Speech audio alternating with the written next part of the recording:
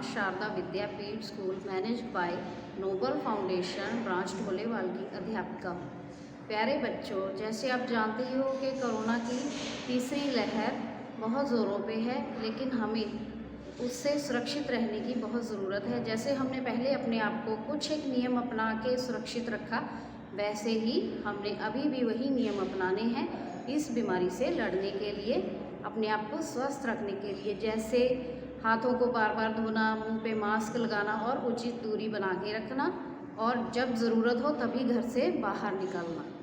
और इसी श्रेणी में आगे व्यायाम और योगा करना भी बहुत ज़रूरी है, और आपने सभी बच्चों ने सुबह योगा और व्यायाम भी करना है। जैसे आप जानते ही हो कि सारे स्कूल इस टाइम बंद हैं, लेकिन ऑनलाइन पढ़ाई हमारी जारी है। तो आपने वो ऑनलाइन सारा काम याद करना है, लिखना है और अपने टीचर्स को सेंड करना है। तारीख दिन मंगलवार, और आज मैं नर्सरी के छोटे छोटे बच्चों को draw the triangle and colour it ये काम करना सिखाऊंगी। सबसे पहले आपने स्लैंटिंग लाइन लगानी है, फिर हम एक और स्लैंटिंग लाइन लगाएंगे, फिर लगाएंगे एक स्लीपिंग लाइन और इसको यहाँ पे मिला देंगे। ये बन गया आपका ट्राइंगल, और अब इसको हम कलर करेंगे।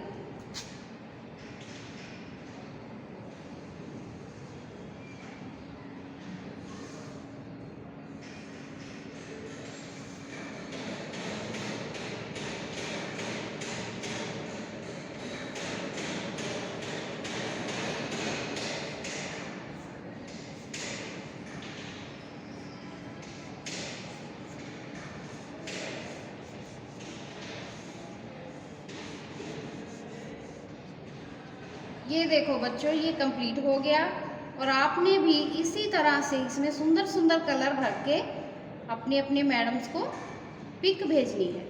ये हम बनाएंगे ग्रेप्स और इसको कलर करेंगे। पहले बच्चों पूरा सर्कल लगाएंगे, फिर एक हाफ सर्कल, फिर इधर एक हाफ सर्कल, नीचे भी,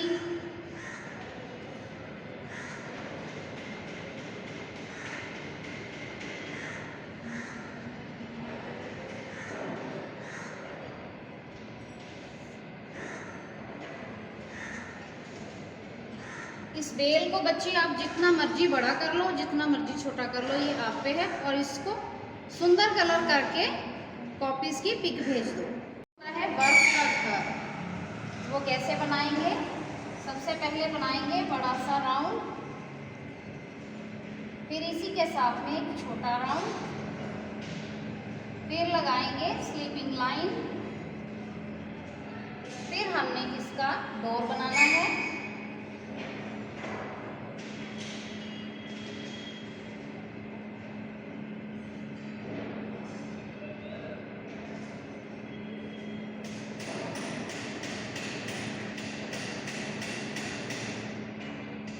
सारे घर में हम ब्रिक्स बना देंगे।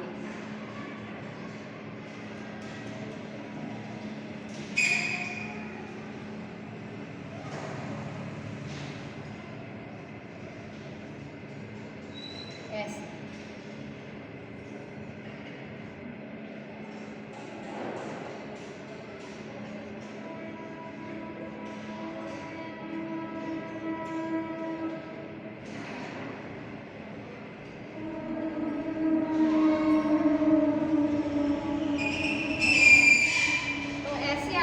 सारे घर में ब्रिक्स बना देनी है, और इसमें सुंदर कलर भर के इसकी पिक अपने टीचर को सेंड कर। अब हम सेकंड क्लास के बच्चों के लिए करेंगे ईवीएस का 13वां लेसन, मैं और मेरे पड़ोसी। बच्चों, आपको ये लेसन आपके मैम करवा चुके हैं, और आज हम इसका अभ्यास करेंगे। क्वेश्चन आंसर देखें, नीचे लिखे प्रश्नों के उत्तर दें। पड़ोस किसे कहते हैं? अनेक मकान जो एक दूसरे के समीप बने होते हैं को पड़ोस कहते हैं। और सेकंड क्वेश्चन, पड़ोसी कौन होते हैं? पड़ोस में रहने वाले लोगों को पड़ोसी कहते हैं। इस लेसन के बच्चों 2 ही क्वेश्चन हैं जो आपने करने हैं अपनी कॉपीज पे। और ये तीसरा क्वेश्चन देखें, लोगों को इनकी इच्छा अनुसार उनके गंतव्य स्थान ले जाएं। जैसे कि ये आप लेडी आप देख रहे हैं और ये बोल रही है कि मैंने फल खरीदने हैं, तो ये कहाँ पे जाएंगे? मार्केट में। और ये बच्चा जो है मैं पढ़ने जा रहा हूँ, ये कहाँ जाएगा? स्कूल। मैं पत्र बांट रहा हूँ, ये डाकिया है और डाकिया कहाँ जाएगा? डाकघर में। ओह मैं बीमार हूँ, तो बीमार व्यक्ति कहाँ पे जाएगा? हॉस्पिटल में। तो ये आपने अपने कॉपी पे ड्रॉ करके और इनकी लाइंस लगानी है कि कहाँ कहाँ पे ये जाएंगे। अगला क्वेश्चन है, नीचे दिए गए खानों को रंगों से भरें अगर ये आपके पड़ोस में है। बच्चों, अगर आपके घर के आसपास बस स्टॉप, स्कूल, मंदिर, मस्जिद, डाकघर, college, church, railway station, bank, हवाई अड्डा, गुरुद्वारा, बाजार, कुछ भी आपके घर के नज़दीक है तो आप वो वाला खाना कलरफुल कर देंगे।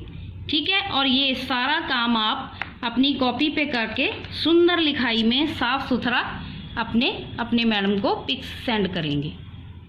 अब हम 3rd क्लास का 17 नंबर चैप्टर शुरू करेंगे, प्राकृतिक और मनुष्य द्वारा बनाई गई वस्तुएं। बच्चों, इस लेसन में आपको प्राकृतिक और मनुष्य द्वारा बनाई गई वस्तुओं के बारे में बताया गया है और हम इसका अभ्यास करेंगे। और इसके क्वेश्चन हैं, प्राकृतिक वस्तुएं क्या हैं, उनके कुछ उदाहरण दो। कुदरत ने हमें बहुत सी वस्तुएं दी हैं, इन सब कुदरती उपहारों को प्राकृतिक वस्तुएं कहते हैं। चट्टानें, मिट्टी, हवा, रोशनी, लकड़ी, पौधे, पशु और अन्य साधन प्राकृतिक वस्तुएं हैं। और दूसरा क्वेश्चन है, मनुष्य द्वारा बनाई गई वस्तुएं कौन सी हैं, कुछ उदाहरण दें। जो वस्तुएं मनुष्य द्वारा अपने काम के लिए बनाई गई हैं, इन्हें हम मनुष्य द्वारा बनाई गई वस्तुएं कहते हैं। उदाहरण तथा पेन, कागज, प्लास्टिक, फर्नीचर, लोहा, पंखे, कूलर इत्यादि। बच्चों, आपको इन दोनों क्वेश्चंस में से आपको ये प्राकृतिक चीज़ें बताई गई हैं और ये मनुष्य द्वारा बनाई गई चीज़ें। और इससे अगले क्वेश्चन पे हम आएंगे, नीचे दिए गए चित्रों के नीचे प्राकृतिक वस्तुओं पर प और मनुष्य द्वारा बनाई गई वस्तुओं पर म लिखें। जैसे आपको दिखाई दे रहा है कि ये पेड़ है तो ये प्राकृतिक है, तो इस डिब्बे में हम प भरेंगे। ये टेबल चेयर है तो इस पे हम म भरेंगे क्योंकि ये मनुष्य द्वारा बनाई गई चीज़ है। ये आगे आपको एक कुत्ता दिखाई दे रहा है तो ये भी प्राकृतिक ही है, तो हम इस खाने में प भरेंगे। आगे है ये पेड़ पौधे और पहाड़ हैं और ये भी प्राकृतिक वस्तुएं हैं, तो खाने में हम प भरेंगे।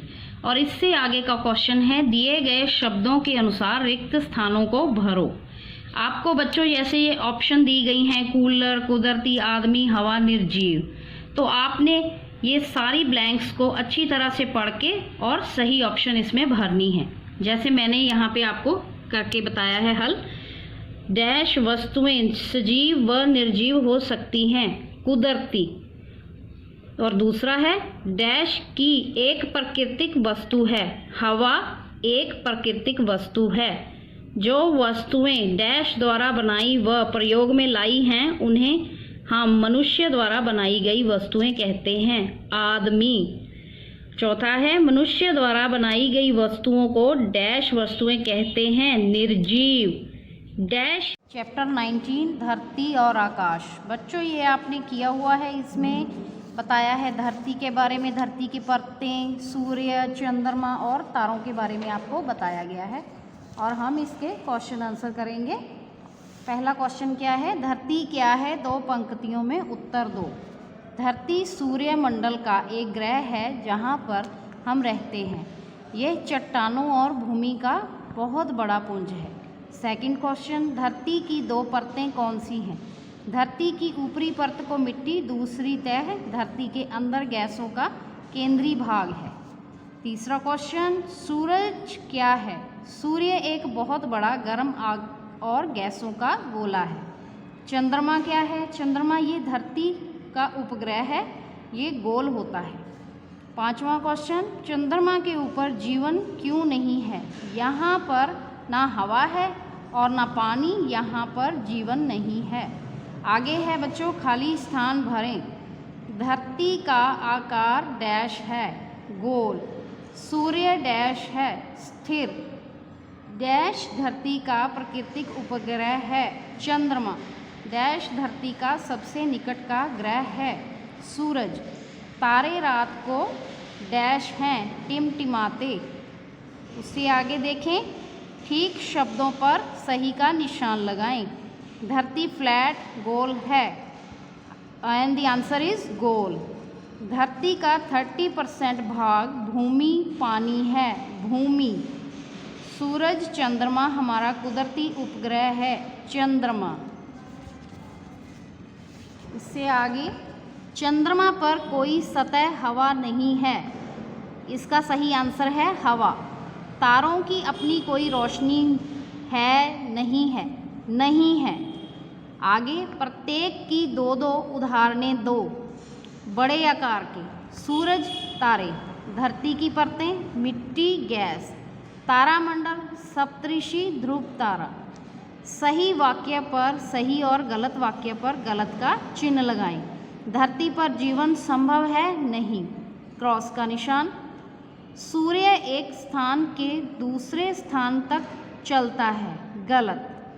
चांद की अपनी कोई रोशनी नहीं होती, सही। आकाश में अनगिनत तारे हैं, सही। सूरज धरती का सबसे निकट का तारा है, यस, इस पे सही का निशान लगाएंगे। अब ये अभ्यास आपका कंप्लीट हो गया और आपने इसकी सही से करके काम। क्लास 5th पाठ नंबर 19, पानी आंतरिक संसार। बच्चों, इस लेसन में आपको पानी के अंदर के संसार की पूरी जानकारी दी गई है, जैसे पानी में रहने वाले मुख्य पौधे, पानी में रहने वाले मुख्य जीव जंतु और पानी के ऊपर रहने वाले जीव जंतुओं के बारे में बताया गया है। अब इसका अभ्यास करेंगे हम। रिक्त स्थान भरें। पानी के भीतर एक पूरी डैश बसती है।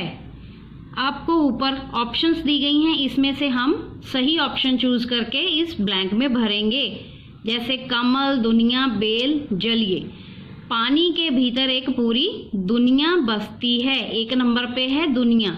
ख भाग देखें, डैश जीव हमेशा पानी में ही रहते हैं, जलीय जीव। जलीय जीव हमेशा पानी में रहते हैं। ग भाग, सबसे बड़ा समुद्री जीव डैश है, बेल। घ भाग, डैश का पत्ता रोटी की तरह गोल होता है, कमल। 4th ब्लैंक में भरेंगे कमल। कमल का पत्ता रोटी की तरह गोल होता है। अगला क्वेश्चन, निम्नलिखित सही कथन पर सही और गलत कथन पर गलत का निशान लगाएं। पानी में रहने वाले जीव थलीय जीव होते हैं, नहीं, वो जलीय जीव होते हैं, तो इसके लिए यहाँ पे लगेगा गलत का निशान। व्हेल सबसे बड़ा समुद्री जीव है, सही। जल लिली ताजे खड़े पानी में होती है, सही। समुद्र के अंदर उन दानी सज्जनों का धन्यवाद करना चाहती हूँ जो हर मुश्किल घड़ी में हमारे कंधे के साथ कंधा मिलाकर खड़े रहते हैं, और हमारे नोबल फाउंडेशन के फाउंडर श्री राजेंद्र शर्मा जी का भी अत्यंत धन्यवाद करती हूँ, जो हमारे बच्चों के लिए बहुत ही अथक मेहनत से हर कोशिश को संभव बना देते हैं। धन्यवाद। जय हिंद।